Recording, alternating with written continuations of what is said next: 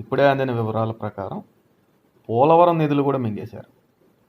2019, 2024 సంవత్సరాల మధ్య సుమారుగా 7,653 కోట్ల రూపాయల కేంద్రం పోలవరం కట్టడానికి 4 విడతలుగా రిలీజ్ చేస్తే అందులో 1,557 కోట్లు మాత్రమే ఖర్చు పెట్టినట్టు లెక్కల్లో చూపిస్తున్నారు. మిగిలిన 6,000 కోట్లు ఏమైపోయినాయో కూడా తెలియలేదు. 4 సంవత్సరాల్లో సుమారుగా 1,850 కోట్లు, 2,200 కోట్లు, 1,900 కోట్లు, 1,670 కోట్లు ఇంత ఇన్ని నిధులు ఇస్తే వాళ్ళు లెక్కల్లో చూపించిన ప్రకారమే కనీసం 2% పనులు మాత్రం చేశారు. అవి కూడా ఏం చేశారు, అప్పటికే రెడీ అయి ఉన్న గేట్లని ఎత్తి పైన పెట్టారు.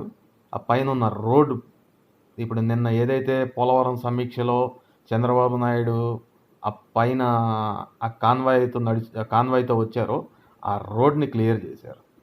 ఇంతవరకు